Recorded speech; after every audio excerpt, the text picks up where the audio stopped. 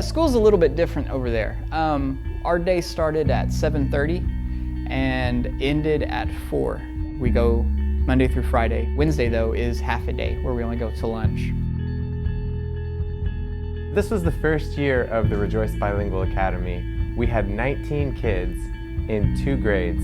In the Ivory Coast, it's called CP1 and CP2, but it's basically the equivalent to kindergarten and first grades.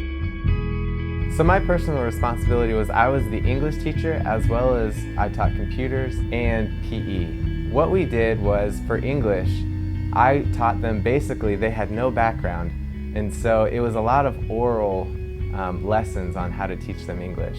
But they did great, and by the end, they were basically reading and starting to write as well. So I taught Bible at RBA, and what was great about this class is these kids have never, a majority of them never heard these stories before. For example, when I was teaching about David and Goliath, I set it up as, David, this little kid, going against a warrior giant. I was like, who do you think's gonna win? And all these kids shouted, Goliath. Goliath is definitely gonna win.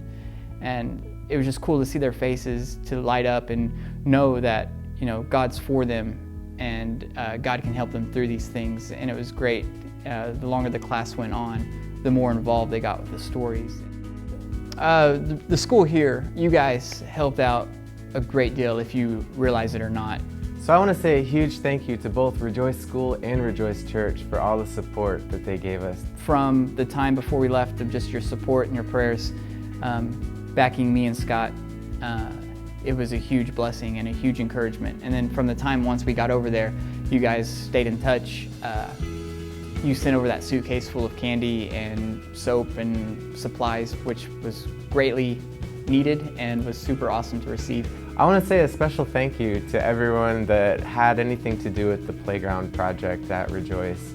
We sold the orange t-shirts, and from what I've heard, that was a huge hit. It just makes me smile every time I see a parent or a child wearing an orange t-shirt. And I just can't tell you enough how grateful the kids there were for the playground we built for them. There were countless hours of joy they spent on that. Because y'all were so faithful in prayer and God heard you guys, He helped me and Scott through this last year. So I just want to say thank you. Thank you for your support, your prayers, because we could not have done it without you guys. Thank you.